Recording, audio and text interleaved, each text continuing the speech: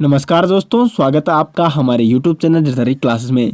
दोस्तों, उत्तराखंड सामान्य ज्ञान की इस ऑनलाइन कोर्स सीरीज में हम यहाँ पे आजकल डिस्कस कर रहे हैं उत्तराखंड में पत्रकारिता का इतिहास। उत्तराखंड में पत्रकारिता के इतिहास में अब तक हम यहाँ पे 3 वीडियो बना चुके हैं, जिसमें हम अभी तक डिस्कस कर चुके हैं उत्तराखंड में पत्रकारिता का प्रथम चरण और द्वितीय चरण का इतिहास। और आज हम यहाँ पे डिस्कस करेंगे उत्तराखंड में पत्रकारिता के इतिहास का तीसरा चरण, जो कि यहाँ पे 1940 और 1947 के बीच जितने भी पत्रकार यहाँ पे उत्तराखंड में छापे गए थे और उनके कुछ महत्वपूर्ण जो भी फैक्ट रहे होंगे, उन्होंने क्या क्या महत्वपूर्ण भूमिका निभाई यहाँ पे उत्तराखंड की स्वतंत्रता में या भारत की स्वतंत्रता में, वो हम सारी चीज़ें आज यहाँ पे डिस्कस करने वाले हैं। तो चलिए दोस्तों, वीडियो शुरू करते हैं। दोस्तों, हम आपके ला रखे हैं उत्तराखंड जीके ऐप, जिसमें आपको उत्तराखंड सामान्य ज्ञान detail notes, Uttarakhand GK MCQ practice set और Uttarakhand competitive exam previous year paper आपको प्रोवाइड किए जाएंगे। तो आपको जाना है अपने गूगल प्ले स्टोर में और यहाँ पे सर्च करना है उत्तराखंड जीके ऐप। यार यहाँ पे उत्तराखंड जीके ऐप आपको सर्च करना है और यहाँ पे आप देख सकते हो उत्तराखंड जनरल नॉलेज 2020 के नाम से हमारा ऐप है और एसजे ग्रुप का ऐप है। तो इस ऐप को आपको इस क्लिक करना है और इसको आपने इंस्टॉल कर देना है और इसका आपको लुत्फ़ उठाना है। और अगर आपको ये ऐप अच्छा लगता है तो इसको आपको 5 रेटिंग देनी है और साथ ही साथ इसके बारे में कमेंट बॉक्स में अपनी राय ज़रूर दें। दोस्तों, तो आज हम यहाँ पे बात कर रहे हैं उत्तराखंड में पत्रकारिता का तीसरा चरण। लेकिन उससे पहले बता दूं आपको कि अब आप हमें हमारे फेसबुक पेज, टेलीग्राम या इंस्टाग्राम पे फॉलो कर सकते हैं। लिंक आपको वीडियो के डिस्क्रिप्शन में मिल जाएगा। वहाँ पे भी हम ऐसी महत्वपूर्ण जानकारियाँ आपको शेयर करते रहते हैं। तो दोस्तों, जो उत्तराखंड में पत्रकारिता का तीसरा चरण है बहुत ही महत्वपूर्ण है, क्योंकि इसका जो काल है वो 1940 से 47 के बीच है। और इस समय काल में एक तो यहाँ पे स्वतंत्रता की लड़ाई बहुत जोर शोर से चल रही थी।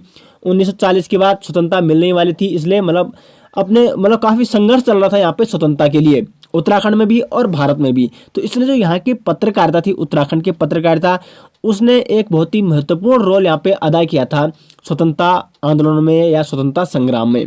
तो इसलिए जो तीसरे चरण की पत्रकारिता है उसका बहुत ही महत्वपूर्ण योगदान है, इसलिए इसको पढ़ना यहाँ पे बहुत ज़रूरी है। और यहाँ से बहुत सारे क्वेश्चन भी बार बार एग्जाम में पूछे जाते हैं। अभी तक आपने देखा होगा कि जो प्रथम चरण की पत्रकारिता थी वो अंग्रेज परस्त थी, क्योंकि मैंने आपको बताया था कि यहाँ की जनता उस समय जागरूक नहीं थी और उनको ये लगा था कि जो अंग्रेज सरकार की नीतियाँ हैं वो बहुत अच्छी है, क्योंकि इससे पहले यहाँ पे गोरखा शासन हुआ करता था और गोरखा शासन बहुत ही अत्याचार पूर्ण वो शासन करते थे। इसलिए अंग्रेज शासन इनको नरम लग रहा था, क्योंकि यहाँ की जनता, मैं बता रहा था आपको फर्स्ट वीडियो में, कि ज़्यादा न तो विकसित हो रही थी, न यहाँ पे जागरूक भी नहीं थे और पढ़े लिखे अब यहाँ पे कम लोग थे।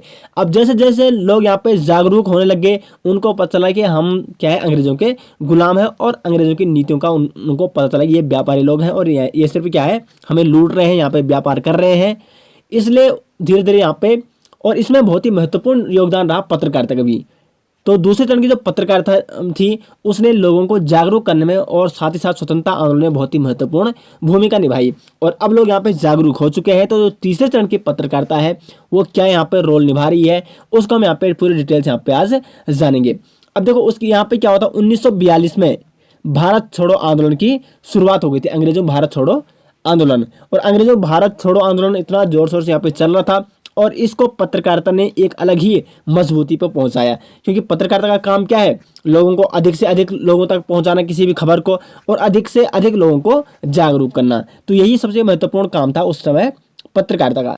दोस्तों, तो तीसरे चरण का जो सबसे पहला समाचार पत्र यहाँ पे आता है वो है संदेश। संदेश समाचार जो पत्र था उसका प्रकाशन 1940 में किया गया और किसके द्वारा किया गया था, वो किया गया था कृपाराम मिश्र मनहर द्वारा।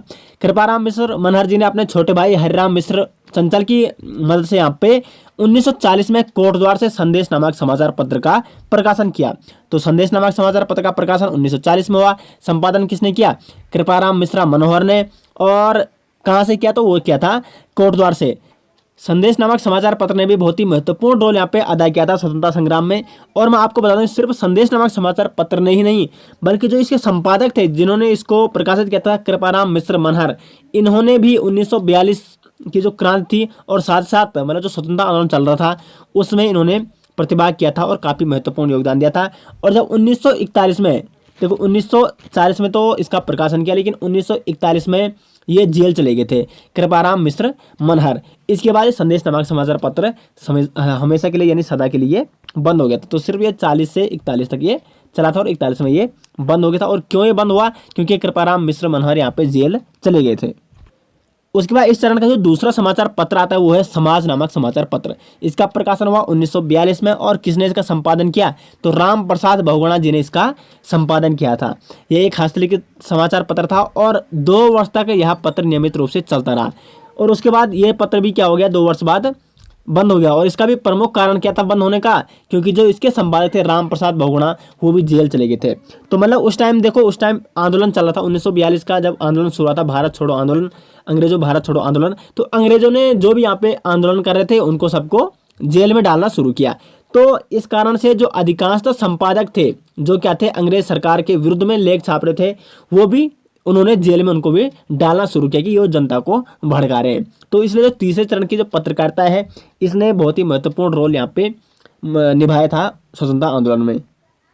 उसका तीसरा समाचार पत्र आता है यहाँ पे मसूरी एडवर्टाइजर। इसका प्रकाशन हुआ 1942 में और संपादक कौन थे इसके, के.एफ. मेकागॉन। कौन थे इसके संपादक, के.एफ. मेकागॉन। यह समाचार पत्र मसूरी के कांस्यपक कुलड़ी स्थित प्रिंटिंग प्रेस से छापा गया। तो किस प्रिंटिंग प्रेस से छापा गया, मसूरी एडवर्टाइजर, मसूरी में स्थित कुलड़ी स्थित प्रिंटिंग प्रेस से। और उसके बाद 1947 में जैसे स्वतंत्रता मिल गई 1947 में समाचार पत्र बंद हो गया। ठीक है, तो 42 से लेकर 47 तक ये समाचार पत्र यहाँ पे कंटिन्यू चलता रहा और यहाँ पे स्वतंत्रता आंदोलन में प्रतिभाग करता रहा। उसके बाद चौथा समाचार पत्र आता है स्वराज संदेश। स्वराज संदेश का प्रकाशन हुआ यहाँ पे 1942 में और संपादन इसका किसने किया, हुलास वर्मा ने। और ये था एक हिंदी पाक्षिक समाचार पत्र, यानी 15 दिन में आता था और ये हिंदी भाषा में छपता था। और इसने भी अंग्रेज सरकार के विरुद्ध में समाचार छापने तथा आक्रामक व भड़काऊ लेख लिखने पर हुलास वर्मा 2 बार जमानत इनसे मांगी गई थी, क्योंकि इसने क्या किया था, काफ़ी विरोध किया था अंग्रेज सरकार का और उनके विरुद्ध लेख छापे गए थे। तो इसलिए जो इसके संपादक थे हुलास वर्मा, उनसे यहाँ पे 2 बार यहाँ पे क्या मांगी, जमानत यहाँ पे मांगी गई थी।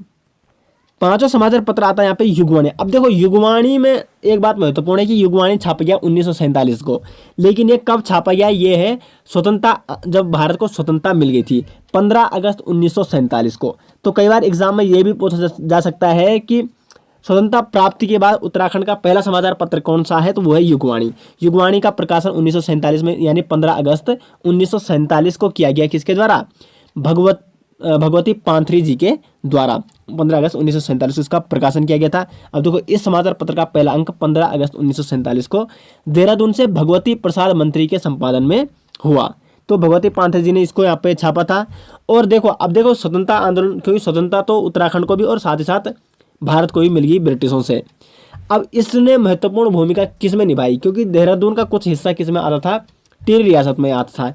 और 1947 में भारत और उत्तराखंड वो वाला हिस्सा जो ब्रिटिश सरकार के अंतर्गत आता वो तो आज़ाद हो गया था, लेकिन टिहरी रियासत अभी भी राजा के अधीन थी। वो स्वतंत्र भारत में शामिल अभी भी नहीं हुई थी, बल्कि वो कब हुई थी, 1949 में वो क्या है, भारत के एक संघ में यानी उत्तर प्रदेश के जिले के रूप में शामिल हुई थी। तो इसलिए युगवाणी ने टिहरी रियासत से राजा के चंगुल से जनता को मुक्त कराने में महत्वपूर्ण भूमिका इसने निभाई थी।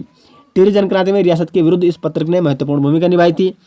समाचार पत्र पहले पाक्षिक रूप से और फिर साप्ताहिक रूप से प्रकाशित हुआ था। तो पहले ये 15 दिन में आता था और उसके बाद ये हर 7 दिन में यहाँ पे आने लग गया था। और यहाँ पे जो टिहरी रियासत, जो यहाँ पे ये समाचार पत्र है युगवाणी, इसकी तुलना यहाँ पे इतिहासकार करते हैं किससे, रूस की क्रांति में लेनिन द्वारा संपादित पत्र। जिस प्रकार युगवाणी ने टिहरी रियासत की क्रांति में महत्वपूर्ण योगदान दिया था, उसी प्रकार रूस की क्रांति में लेनिन द्वारा संपादित पत्र जो था, संपादित पत्र लेनिन द्वारा, इस तरह इसने भी महत्वपूर्ण भूमिका निभाई थी रूस की क्रांति में। तो तुलना की जाती है इतिहासकारों द्वारा किसकी, यहाँ पे युगवाणी की और यहाँ पे रूस में जो समाचार पत्र था इस तरह। ठीक है, तो कई बार एग्जाम में क्वेश्चन बन सकता है कि युगवाणी समाचार पत्र की तुलना रूस के किस समाचार पत्र से की जाती है, यानी रूसी क्रांति में जिसने महत्वपूर्ण भूमिका निभाई थी, इस तरह उसकी यहाँ पे तुलना की जाती है युगवाणी से। और उसके बाद अभी यहाँ पे 2001 से युगवाणी मासिक समाचार पत्र यहाँ पे प्रकाशित हो रहा है नियमित। उसके बाद आता है यहाँ पे प्रजाबंधु। प्रजाबंधु जिसका प्रकाशन 1947 में किया गया और संपादक थे इसके जयदत्त वेला।